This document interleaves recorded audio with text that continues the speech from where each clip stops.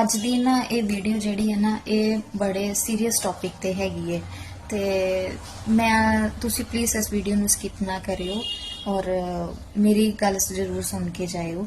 ਤੇ ਮੈਨੂੰ ਨਾ ਅੱਜ ਨਾ ਇੱਕ ਇਨਫੋਰਮੇਸ਼ਨ ਪਤਾ ਲੱਗੀ ਸੀ ਤੇ ਮੈਂ ਸੋਚਿਆ ਕਿ ਕਿਉਂ ਨਾ ਮੈਂ ਆਪਣੇ ਭੈਣ ਭਰਾਵਾਂ ਨਾਲ ਵੀ ਸ਼ੇਅਰ ਕਰ ਦਵਾਂ, ਹਨਾ। ਕਹਿੰਦੇ ਹਮੇਸ਼ਾ ਮਤਲਬ ਕੁਝ ਵੀ ਇਨਫੋਰਮੇਸ਼ਨ ਹੋਵੇ ਉਹ ਸ਼ੇਅਰ ਕਰਨੀ ਚਾਹੀਦੀ ਹੈ ਤਾਂ ਕਿ ਅਗਲੇ ਨੂੰ ਵੀ ਗਿਆਨ ਮਿਲੇ, ਹਨਾ।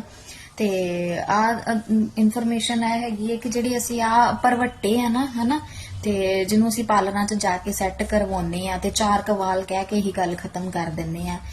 ਅਸਲ 'ਚ ਅੱਜ ਮੈਨੂੰ ਪਤਾ ਲੱਗਾ ਕਿ ਇਹਨਾਂ ਦਾ ਸਾਡੀਆਂ ਅੱਖਾਂ ਨਾਲ ਬੜਾ ਗਹਿਰਾ ਰਿਸ਼ਤਾ ਹੈਗਾ ਆ।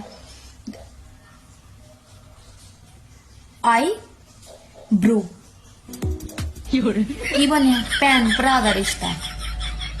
ਮੈਨੂੰ ਤੇ ਪਤਾ ਹੀ ਅੱਜ ਲੱਗਿਆ ਕਿ ਭੈਣ ਭਰਾਵਾਂ ਦਾ ਰਿਸ਼ਤਾ ਹੈਗਾ ਵਾ। ਆਈ ਬ੍ਰੋ ਕੀ ਬਾਤ ਹੈ। ਮੈਂ ਸੋਚਿਆ ਕਿ